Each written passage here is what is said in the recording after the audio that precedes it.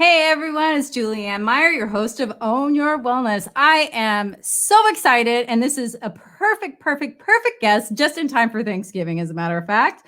Candace Lawrence, she is a gut health expert. I am excited to have her. I know she knows what she's talking about. How do I know? Because she helped me. Anyway, we'll be right back in just a moment.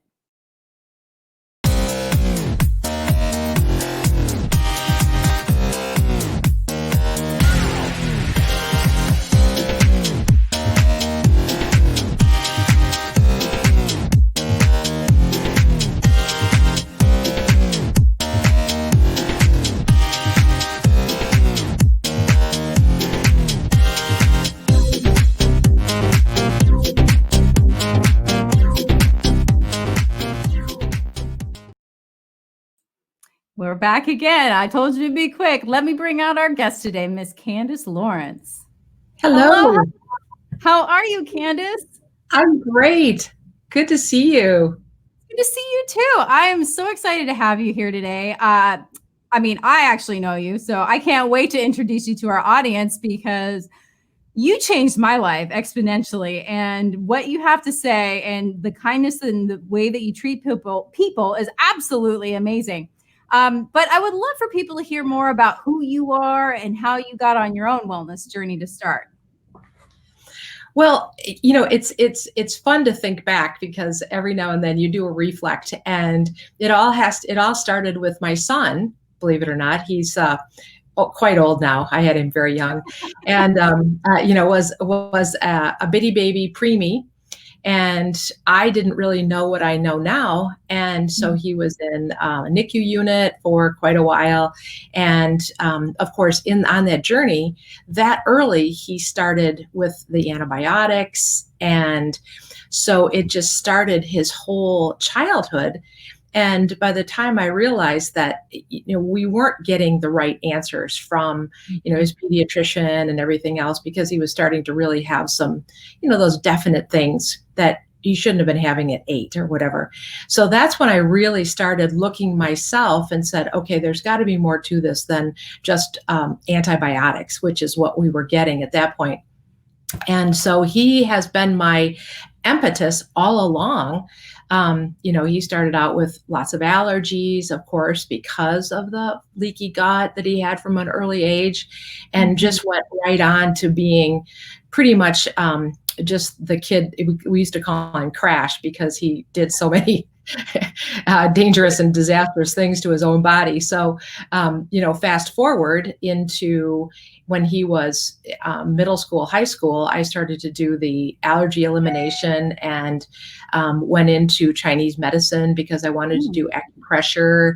And that led me into changing his nutrition and consequently, obviously, my own and our whole family. And so fast forward today, here we are. I've been a microbiome gut expert. I would say I was talking microbiome before it was the cool buzzword. Right. So you can see I've kind of taken down some of my gut books, but it's just so fascinating, and it's so fun. Well, to see how someone can move from really not feeling well, and in a short period of time, miracles happen. And so that's where we are today. I'm a functional wellness practitioner. I've had a practice in the Chicago suburbs for 25 years. And, we also do online consults. And so it's just so exciting to do what I do. And so here we are. Well, I'm glad that you mentioned that. And as I put down below how people can get a hold of you is because, I would say mutual friend, but Darcy's my cousin. So although she is your friend. She actually is. But my point, though, is that because she introduced me to you, I was able to go online and, chat with you like this in Zoom, though. And, you changed my life in such a dramatic way. Aww. And I don't think I've even told you yet some of the stuff that has happened. No. So, we can talk about that. But what I think that sometimes people don't understand that some of their symptoms are gut related, or, the microbiome of their tummies and intestines and all that really Yeah. affect everything. And I was hoping that you Everything. could talk about what could typically be, a symptom of something being off that people might not attribute to it being their gut.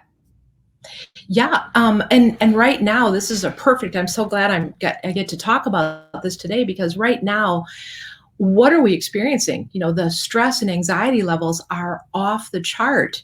One area of our economy that is booming is therapists. And people are really having a really hard time right now. So that's a twofold as far as the gut goes, because when you have stress, the microbiome is instantly reduced. And then when you don't have this, there, I hold up my hands, and because this is this is the inside of your small intestine.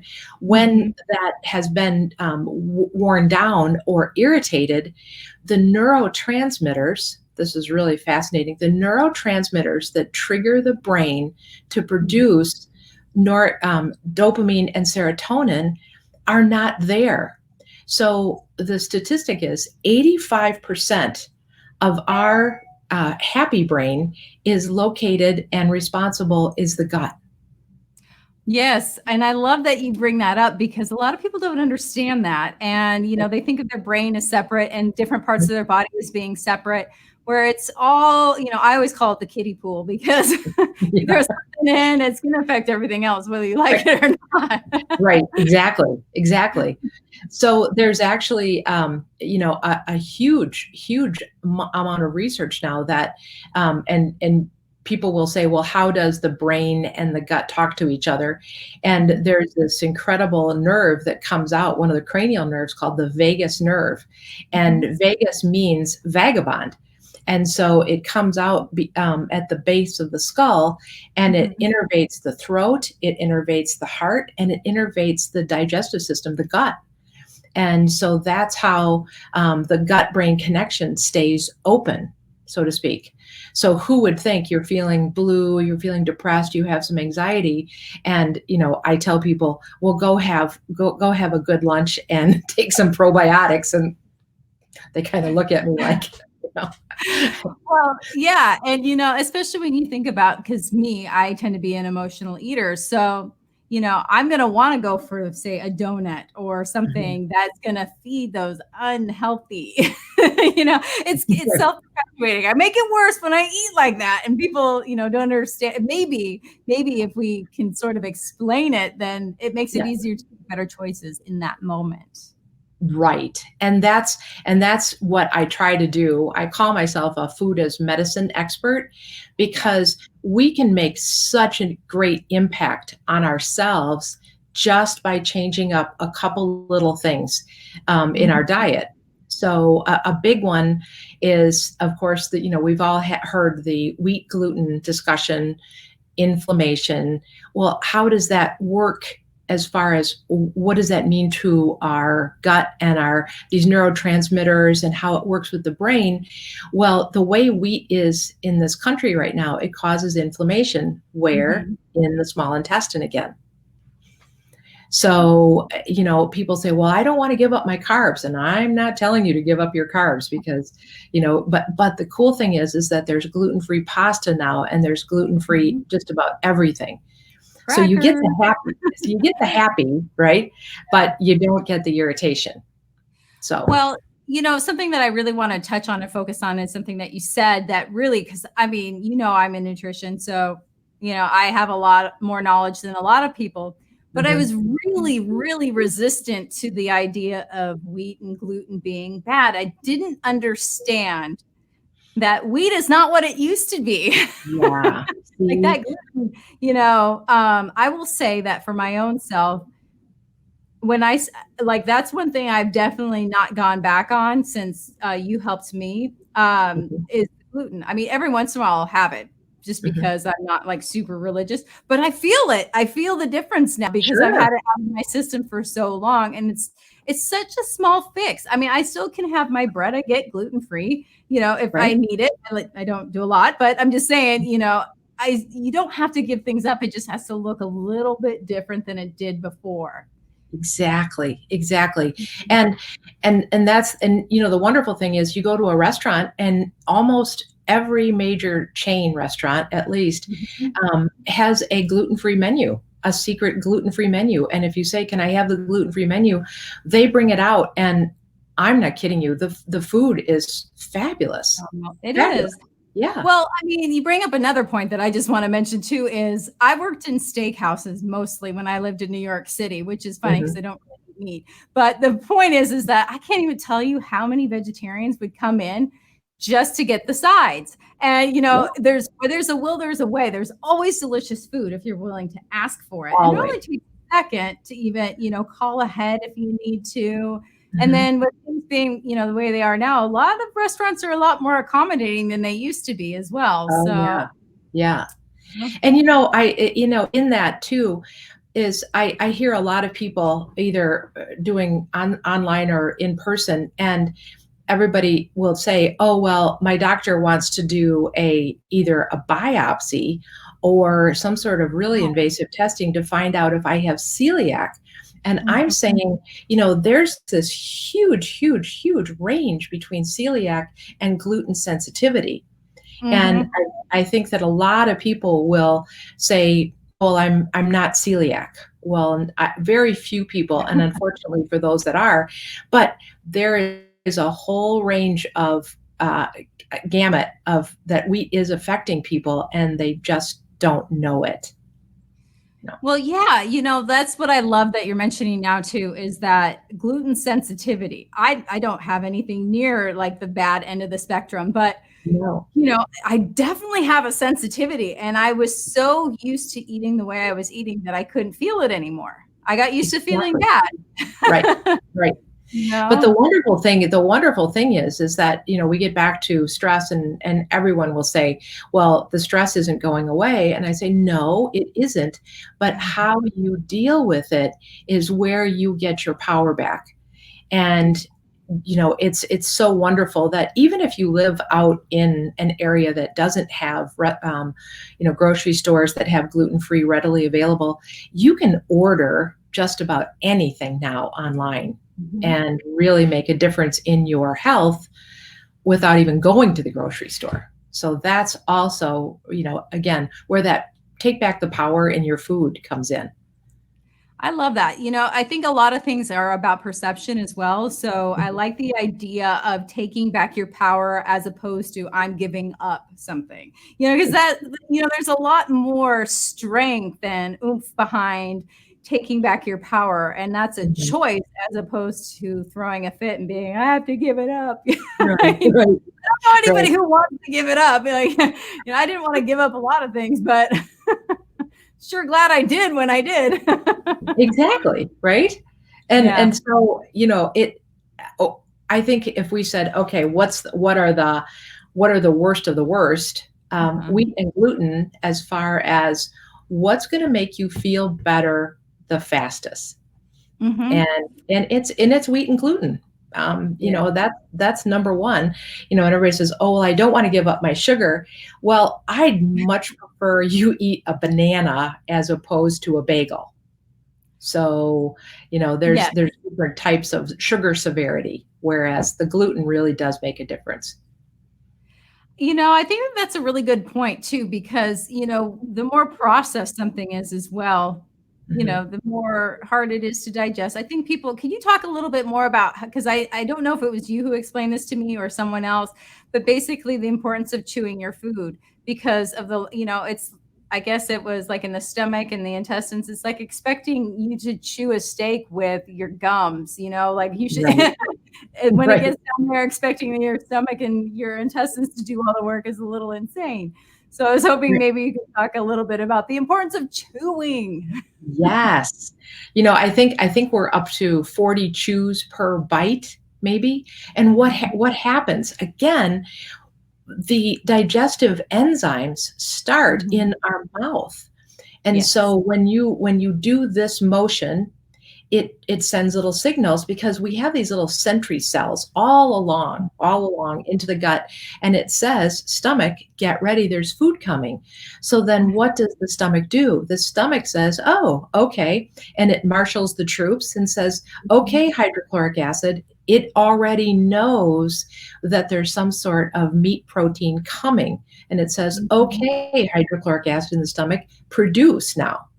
And so, and so this process starts this whole process all the way down. And, that's why the longer that the food stays in the mouth, the more digestive enzymes and the more it's broken down before it even gets there. Because a lot of people are gulpers. And, the wolf, my son has done this, you see him, and the whole dinner is gone in 5 seconds, and that the stomach is not ready for that, and so the stomach goes, and then people have heartburn and indigestion, and and it puts a real pressure on the rest of the system.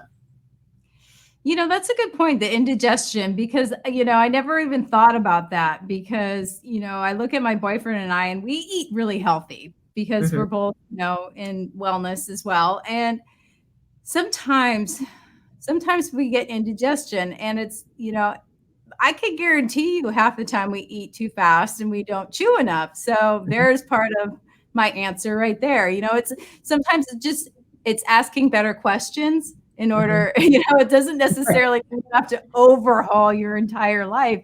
No. Start small. Right. And that's, and I've seen this for so many, obviously 25 years is, people get an all or nothing, and, they start to panic and say, oh, well, I'm not going to quit wheat and gluten altogether, so I just might as well not do anything. And, it's those baby steps. It's maybe you haven't had a vegetable in 3 or 4 days. And maybe it's just the trigger that, oh, I'm going to eat a vegetable today.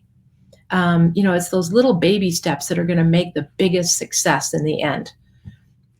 I had on a guest the other day, and he was talking about 1 minute positivity, and he practices positivity for 1 minute a day. I mean, obviously now he does more than that, but if you can focus on being positive for 1 minute a day, that's his whole philosophy. So, start small, maybe chew your food more, or set down, what works for me is setting the fork down in between bites. Oh, I mean, isn't that wonderful? Sure. It really helps. And then, because my boyfriend and I, like I said, I noticed we were faster eaters too. We could be in and out of the restaurant in 45 minutes. I mean, it's horrifying. You don't have to worry about you taking over the table for too long. No. So now we slowed it down. Like, we don't order, if we're going to have an appetizer, we'll wait to order our entrees, just to even sort of slow down the process a little bit. Exactly. Setting the fork down in between bites, things like that. Right. So I wanted to tell you something that happened, because it really shocked me. I did not realize how fierce my sugar addiction problem was, and how, So for those of you who don't know, I had the privilege of doing a Candida cleanse with Candace, and thank goodness she was there to walk me through it.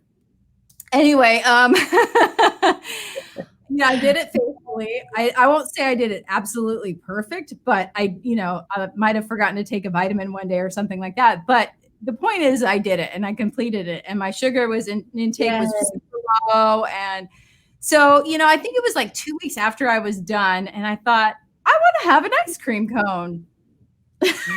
So my boyfriend and I, we went and got small ice cream cones from this fancy place. It was good quality ice cream. I have not been that sick in so long. I had the worst headache. It lasted a day. I was nauseous. I was so sick from that. And it was insane because, well, double the trouble, sugar plus dairy. I mean, it was just, I didn't think that I really had that big of a challenge in my own, but wow, I'm telling you, I was like, never again. I've barely touched anything like that since, because it really left an impression on me, but I had no idea. I had no idea that that's how much it really actually made me feel awful. Yeah. And that's that's the surprising part when you pull these things off. Oh, by the way, once you start saying, okay, I'm going to heal up my gut, the beautiful thing about our bodies is that those cells in the small intestine and the gut will start to heal in as little as 4 days. Mm-hmm. And so when they, like what happened with you, you're all healed up, everything's fine. And then all of your receptors are on board and going, whoa, what is this? It Get was it the off. worst hangover ever.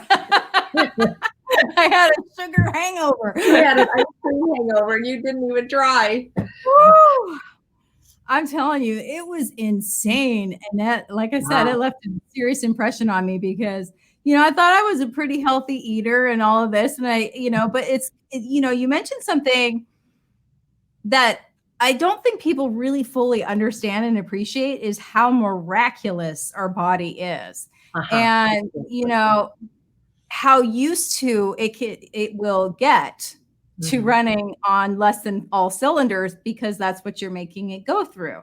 So, Right. I got so used to not feeling well that I didn't even feel it anymore until it was actually gone. It's like when you carry a big, heavy backpack and you're trudging along, you're used to it. Then you take it off, all of a sudden you feel light as a feather. You didn't know how heavy it was until it was off of you. And that's the amazing thing. I tell people, you can not do what I tell you to do. That's fine. But try anything for 7 days. And I know, because I've done this enough, between day 3 and day 4, everyone starts to feel miraculously better. They say, I'm sleeping better. My mood is better. Everything starts to turn around that fast. That's why our bodies are just such incredible machines, because conversely, just like you found out, and people that come off their gluten sugar highs of their lives, it isn't until the body really, really starts to break down when we start to get like the autoimmune issues. We're in an autoimmune epidemic right now. Well, why is that? Because it's like drip, drip, drip, drip. And all of a sudden our body systems say, I can't take this anymore. Sorry. Yeah. And there's such a, an easy way to pull everybody back from the precipice. And still, people will say, well, I still want to live. And I'm like, well, yeah, but once you get everything healed up, then every now and then you can dip into a donut or the ice cream cone, maybe. Not me. I learned the hard way, not me. But what's kind of interesting, and I know that you talk about this as well, is eating for your blood type. Yeah. And for me, and this is what was interesting, was I had, in the past, before I tried to lose weight and get healthy, and I was eating all the healthy, right foods, and I still had like this stomach that was extended and I could never figure it out. And because of working with you, I figured it out. Yeah, I was eating healthy foods, but I wasn't eating the right foods for me. Yeah. So, I loved my tomatoes and I love my avocados and I love all these things that weren't good for me. So, it really made like a huge change in the way that I eat things and finding favorites and stuff like that. So it was kind of, it was hard in the beginning, I'm not going to lie, but honestly, the way I feel and the way I look made it so worth it, because I don't want to feel less than for a tomato, for example. No. It's just, and the whole, of course, eat right for your type is right up there. And people will say, yes, it works. No, it doesn't work. But you're living proof. If you eat right for your type, it makes a huge difference it cuts down on your inflammation. And the big thing with it is the sticky cells, the lectins. And so it just makes everything flow better, your whole body. It really does. You had explained to me one time, and I'd love for you to talk about this. You were explaining to me how the blood works. And what I mean by that is you had described taking your son to get his blood work not blood work done, but anyway, the lady asked you, did he eat chicken? And you explained to me like how it was sluggish in a way. I can't obviously do that. I was wondering if you could explain that, because I thought that was so fascinating. And the way you did, I was like, oh, I get it. Yeah. So for what happens and why do the different blood types, think about each one of our whole bloodstream, right? The red blood cells are supposed to be independent of each other, and they move along and they bump into each other and they exchange oxygen and everything else. Well, if you have eaten foods that your system can't really digest without creating lectins, which is a sticky substance, and I'm simplifying this greatly, but what happens then is that rather than our little red blood cells just floating around like this, they start to overlap with each other and get sticky. And so when you think about all of our internal organs, our hands and our feet, our single cell capillary circulation, what do you think how effective do you think your circulation is going to be? I mean, obviously some get through or we would all be blue, but when you think about them being sticky, well, the circulation then also is impeded. And when we talk about the leaky gut, when you can actually see, we have a beautiful microscope in our office. It's called nutritional microscopy, or it's a nutritional microscope. And you can take a sample of someone's blood, put it on the slide, and it's attached to a video monitor, so you can see everything, and what that blood is doing. And that's how we can see whether the blood is sticky or not. But you can also see, and this is where my son's story comes in, is you could, like, the little red blood cells are like this and they're floating around. And then there was this huge thing. And I said to the person, what is that? And she said, oh, did he have chicken to eat last night? I said, he did. And it was a chicken protein crystal that was still in his blood. Wow. So what does that mean? Well, those protein crystals are not supposed to be in your blood. Your body is supposed to break those down and get rid of them. But it was in the wrong place. So what happens is then the immune system, which is in your bloodstream, it looks at these things, like a chicken protein crystal where there shouldn't be one, or wheat or anything else. And all of a sudden they go, hey, you're not supposed to be here. Hit the inflammation button. And then the whole body goes, uh-oh. And we are on this high alert. It's like we've gotten to a point that we have like a gut sunburn all the time. And I like that. And so gut sunburn. So when you get the idea of, that whatever it is that you're reaching for, or you haven't eaten a vegetable in a couple of days, or whatever it is, it's that starting to be more aware that we can make a difference in how we feel so quickly. That's the cool part. It really is. And it doesn't take long, like you said. So, yeah, I mean, for me, and that's the thing, is like, I know a lot about nutrition and health, but that's not my expertise. My expertise is not gut health. And that's one of the main reasons why I went to you, because, and one of the main reasons why you're here on this show is because you know what you're talking about. And I just appreciate you so much. Well, thank you so much. Thanks. Yeah, absolutely. We do need to take a commercial break, so we'll see you in just a moment. Okay, so that's Candace. And now I'm sure you guys know exactly why I love talking to her. She knows her stuff. She is very knowledgeable, breaks it down in an easy way to understand. And gut sunburn, that one's going to stick with me for a minute. But we do have to go to commercial break, so we'll be right back. 3, 2, 1, 0. 1, 2, 3, 4.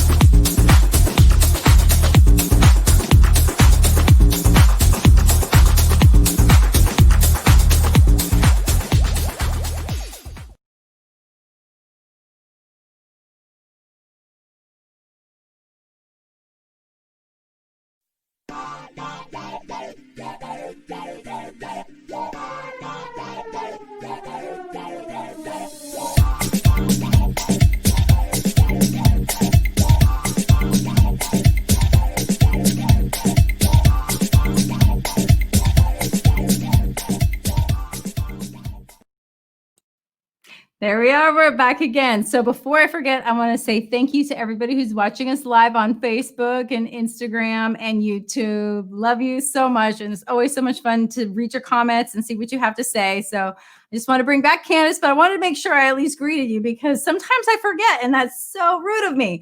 But anyway, hold on one second. Hey, Candace, welcome back. Yeah, I don't know what it is. I get so enthralled in the conversation. I'm like, oh my gosh, I should. and I could talk to for hours. People look at me funny. I could talk to for hours about the gut. It's fascinating. There's so much to it, and people just don't. I mean, I think it's the lack of knowledge. How far down the rabbit hole do you want to go as far as learning things? And there's just so much more to it when you start in on your own journey. So, I kind of like think of it as anything new for me is like walking on an ice pond and all of a sudden it cracks. All these things shoot off to the sides and I'm going to learn. And I'm interested in every single one of those things that shoots off to the sides. So lots of red balls. Lots of red balls. Exactly. So what would you say are some easy ways that people can sort of take a look at their own health and see if they need to make a change? What are some symptoms and signs, things to pay attention to, that sort of thing? Well, the easiest way is to sit down with yourself or, do it in your car and just take a mental snapshot of, and you say, okay, here's what I normally eat for breakfast. Because I have found people eat like 3 different things for breakfast. And that's just the way it is. If they eat it all, right? And then we move on and you say, okay, well, here's what I eat for lunch. And here's what I usually eat for dinner. And I come up with the magic number 3 for each one of those because that's kind of the pattern that I have seen over the years. And when you take a look at that and then you say, okay, I'm going to add in 2 1/2 cup servings of vegetables a day. Now, I'm not talking lettuce on the bottom of your fast food salad. I'm really talking about like a half a cup, 2 half cups of vegetables a day. And you go, okay, where can I put those in? Maybe you have frittata for breakfast. You can make those ahead of time. Maybe you throw some extra chopped veggies into your salad that you've made. And so it's really taking a look and being more aware of what goes into our bodies. Because I see so many people and a lot of young women too. They get up in the morning, they're in a hurry and they run out the door. No breakfast, maybe some coffee will get in, maybe a tea. All of a sudden we're lunchtime. And by the time you're at lunch, your blood sugar's crashed, your energy is just, your brain fog, the whole thing. So I think one of my favorite words is a little bit of advanced planning, a little bit of advanced, and I call it the Sunday time. Because most people maybe have a little bit of time on Sunday afternoon, throw some nuts in a baggie. And maybe even a little dried fruit, as long as it's organic, so that there's something to help you through the week because we're all crazy busy. But the whole planning ahead, looking at where you are now and saying, okay, what little things can I do? And if you are, some people are the English muffin people. They just love an English muffin every morning. There are really, really good gluten-free English muffins. There are. I tried them. Yeah, those Glutino. I don't mean to product plug, but oh my goodness, now sadly they're always sold out at my store. But I've talked too much about them. But those little things, or people say, "Oh, I don't like goat cheese," and I say, "Well, are you thinking about that white, stuff that's like that?" The goat cheese repertoire, the amount of choices that are out there, maybe just buy a little chunk or even go in and say, can I have a sample? Just to start thinking about another way to move your diet and move the plan of your day and being a little more conscious about it. That's just huge. Well, I think that that's really important too, because the planning ahead is definitely something that has helped me. Mhm. There's a few things that I've noticed help me too. Is one is I never shop and food prep on the same day. It just becomes overwhelming to me. I have to do Yeah. them on two separate days, and I'm okay with that. But that's what works for me, Yeah, because right. I have the best intentions of the world to eat healthy. But if my food's still sitting in my fridge, not prepped, I'm not going to eat it. Or, if I don't plan ahead, like, great, I intend to be here for this meal, but what happens if I'm not? And there's a good chance I might not be. Do I have Mhm. something with me that I Right, can eat instead? So I don't stop. Because when I right. get hungry, the odds of me choosing healthy go Yeah. straight down the tube, Yep. But if I All have bets are off once the hunger yeah, hits. exactly. I Yep. don't care, and I really don't care. Like, I would even go so far as to maybe even fast food. Like, I mean, it depends on how starving I am, but I just don't let myself go there because of a multitude of reasons. But mostly, I just know better. Like, I always keep a bar in my bag now, or some nuts in my bag, something, so Yep. that no matter what, I have something in case something comes up. Yep. And that's key is just a little take a deep breath. And even the night before you're getting ready to go to bed and you say, okay, what am I going to eat tomorrow? Yep. Even that question is enough to, and you say, you know what, I don't have time to do any meal prep. Well, then, okay, then next best thing is, where am I going to go to eat? What Mhm. type of food is it going to be? And what are my best choices once I get there? And so again, a little bit of advanced thought is going Mhm. to take you miles down the road as far as gut health and eating, a little bit more knowledgeable.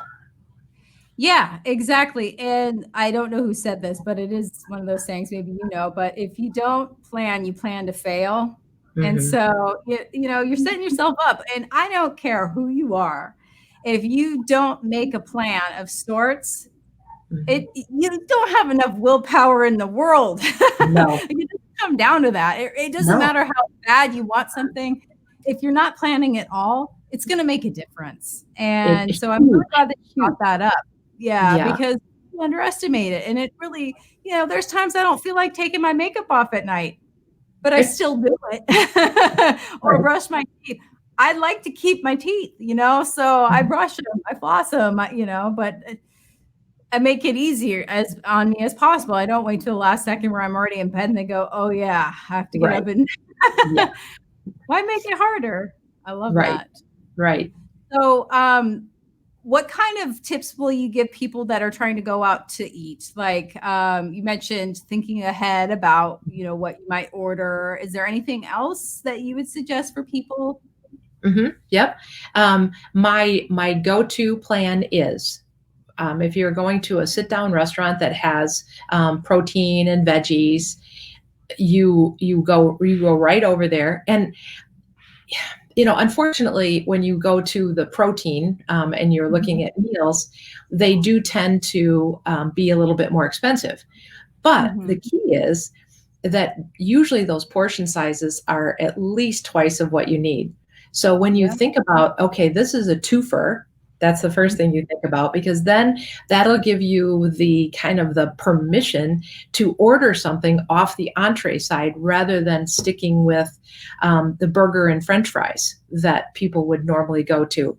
So order the protein, the one that's the least disastrous, like let's just say it's Mhm. not fried, or if you are a meat eater, that's when you order the steak, and then you Mhm. look over at the sides and you order two of their most non-injurious sides that they have as far as the veggies go, and close the menu and put it aside.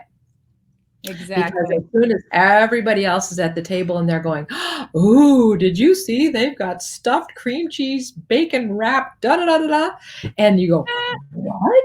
You know? That's a really good point. I love that. Something else too that I've started doing, and this makes a huge difference, is so I work out with my boyfriend. He trains me. Lucky him.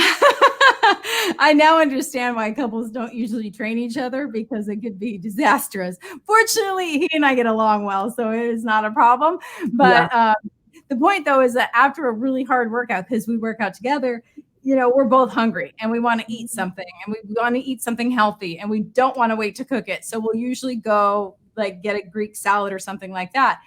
But here's the thing is because we go to this actual Greek restaurant to get it.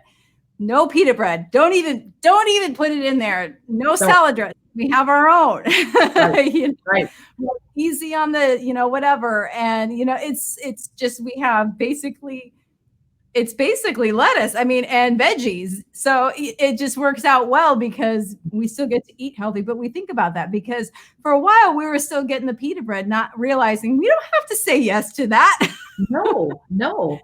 And, the other thing is, okay, when you're making a choice about your health and that you're going to really start thinking about what you're eating a little bit more, again, a lot of the people that I've worked with over the years, it always comes down to, well, I've paid for it. I'm going to eat it. And it's like, you've paid for it and you're going to pay for it at least 5 more times before, because when you think about, I have and this is a shocking statement for people, but when you eat what I call a dose of wheat, and that's like a serving of wheat, which might be just a pita bread, the inflammation in your system can last up to 6 weeks for one serving. Oh, right? That I didn't realize. I think you told me that, but I conveniently forgot. Yeah. Conveniently, of course. Yeah. So that's why, you go with somebody and they'll say, oh, I'll go get you the bread. No, please don't bring the bread to the table, because people,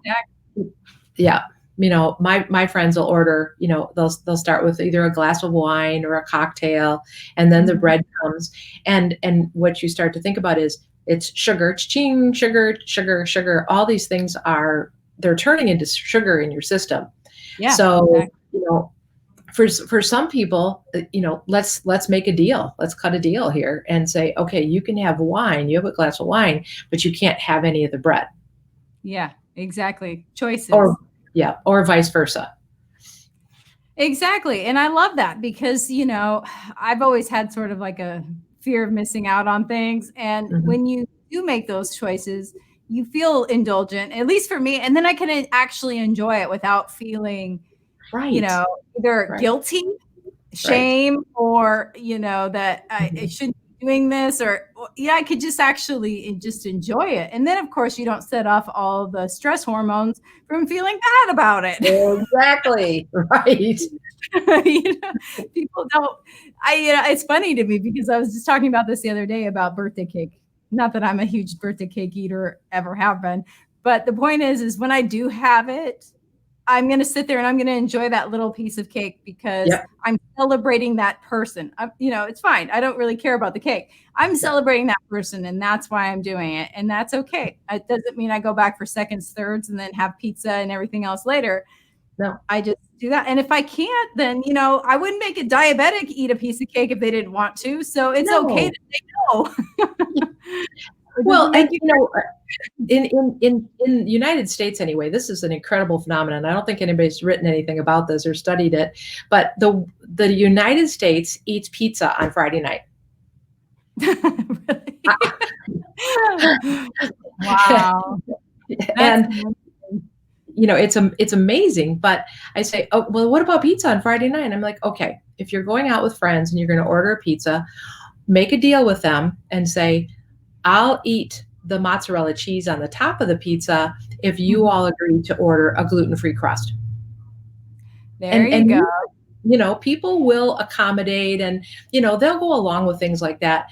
The key to this whole thing is on Saturday morning, then you don't get up and have pancakes. Because once that carb happy starts in your brain, then we go right into Saturday morning pancakes. Saturday afternoon is chips on the couch. And then by Monday, you're loaded and you're like, what the hell happened? Right. Well, it's just simply the phenomenon of craving sets in. So, once you get used to that, it's a taste. Something else that I learned a while ago, and I'm curious what you think about this one is, and it's about having cravings. And one of the best ways to sort of curb them is to scrape your tongue. What do you think of that? Have you ever heard of that? I think there's a much easier way. You know, so why are you craving? You know, that's the question. I always like to look behind the curtain and say, okay, why are you craving anything? And I can usually ask someone and say, okay, what if I was going to give you any one of your danger foods or your passions or whatever else, what would it be? So people that say, oh, chips, I could eat a whole bag of potato chips by myself. Well, what's really behind that is that this person's body is craving fats and salt. So if you can get ahead of a craving, it's, let's just say, most of the United States population don't eat enough fats. We're still afraid of those. And salt is the number one thing. Your adrenals love salt. And I'm sure if people haven't heard that our adrenals are in charge of our stress response, you know, and everybody's always said, oh, don't eat salt. Well, if you have some salt and you have some fat during your day, then after dinner, you're not like, you know, doing these, right? And it's the same with people that are craving sugar. When you think about how our bodies are, right? Our bodies are designed either to be fat burners or sugar burners. Yeah. And so when you get in that sugar burner mode, so to speak, your body needs more sugar of some sort in 2 to 3 hours, every 2 to 3 hours. So if you can kind of back the train up a little bit and say, I'm going to eat more fats, fiber, and protein, you'll be amazed at how quickly your cravings decrease. I love that. You know, it's been interesting for me now. I still have sugar cravings. However, that's not for things like candy. It's for things like fruit or berries. So, I mean, not that I go crazy, but it's such an easy fix for me. I have a little bit of fruit maybe now once or twice a day, and it's just, it works. I haven't wanted a candy bar or anything like that, and I don't even know how long. And I used to even crave chocolate like crazy, and it's gone. I don't know what happened. Yeah. Yay. Yay, exactly. But you know, something that worked for me too was how you had suggested to me to have like one little piece of quality high cacao chocolate. Yep. And that made a huge difference for me. It was like night and day. And I just thoroughly enjoyed that piece, and it was enough. Right. And then, See, so, and that's the nice thing about a cacao or 85% dark chocolate. I'm just doing another couple videos, and high quality dark chocolate, it contains a huge amount of magnesium. And we are all, 85% of the US population is severely deficient in magnesium. So it's kind of a win-win. And plus there's a little bit of natural fats in there. So technically, good dark chocolate is a health food. I like that. I like that. Isn't it? Yeah, technically also considered a superfood. I mean, of course, these days people can say that about just about anything. However, we're not even going to give people excuses. So no, don't tell them that. No, definitely not. So something else that I really wanted to touch on is, can you explain why prebiotics and probiotics are so important? Yes. So envision, we have to get an idea about the gut. You know, we've all seen pictures of the squiggles, you know, there's a bunch of squiggles down here. Envision that somebody straightened this whole thing out, right? And it's approximately like a 24-foot tube that goes between the stomach and exodus into the large intestine. When you think about that, there's little neighborhoods along the way down this pipe, okay, this tube. And those neighborhoods are different strains of probiotics. Well, those different neighborhoods of probiotics require to be fed different things. And that's what a prebiotic is. A prebiotic are foods that the probiotics go, oh, we're going to have a party tonight, and here comes the asparagus. So there are certain foods that feed the probiotics. There's huge discussions all the time. We're like, oh, you don't need probiotics. Well, no, we know that we all have leaky gut, and we need to keep putting them back in, right? Mm-hmm. But when you think about each one of these neighborhoods, they all need to be fed different things. So prebiotics are, it's a really unusual grouping of foods. Jicama, it's that dry, it's a brown root vegetable. Mm-hmm. Huge amounts of prebiotics in there. Asparagus, huge amounts. Onions, huge amounts. So that when you look that up on the internet, I encourage everybody to know what your prebiotics are. They're the powerhouse that keep your probiotics happy. And so, do we have time for a little story? Yes, absolutely. So when I was knee-high to a grasshopper and just starting this whole conversation about the gut and gluten, probably 20 years ago, and people would come in and they would complain about their gut issues and the pain, and I knew that the first thing that they should do is take the gluten out of their systems that long ago. Well, they'd say, okay, we'd have a talk about what else they could eat. They'd come back in a week or two, and I'd say, well, how did you do? And they said, horrible. I just couldn't do it. I couldn't do it. I quit eating wheat, and my gut, I was all bloated. I felt horrible. And I'm like, And then they said, and do you know what made it feel better? And I said, no, what? And it was always a high carb food. It was either a bagel, a scone, something like that. And I thought, how odd. Well, come to find out as the years, because it was always a really question for me, come to find out one of the top prebiotic foods is wheat. Right? So when these people took the wheat out of their diet, their diets were so devoid of every other type of prebiotic, their probiotics started to die. Interesting. And that's what was causing the bloat. That is interesting. I never thought about that. That that would be kind of disturbing, and not knowing in the beginning, I'd be like, what's wrong with me? Well, and especially when people would come back and say, the only thing that made me feel better was a scone. And I said, is all this research wrong? So it was really a time for me to jump in and really find out. But when you think about the SAD, the standard American diet, and you think about how many people really eat asparagus, how many people really eat jicama. Yeah. Even if they take half the bun off their burger through drive-through, they might get a couple onions in there, maybe. But it's to make a conscious effort to really be aware of what the other prebiotics are to keep all your neighborhoods happy. I just want to make sure that this point doesn't go unnoticed for our audience. Something that you said about like the weed and the scone and all of this.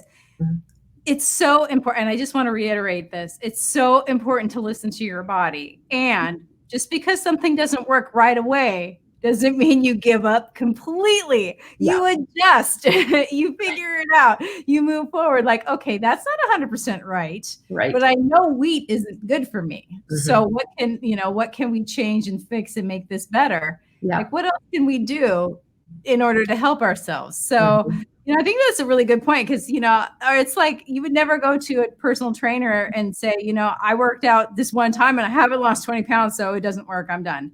Yeah. Right. So I think it's the same thing with eating. And that's the thing. And maybe I know that your diet was good when you started the Candida protocol, but I make a point of telling everyone, you're not going to feel good for a couple of days. Your body is really trying to adjust to a couple of different things.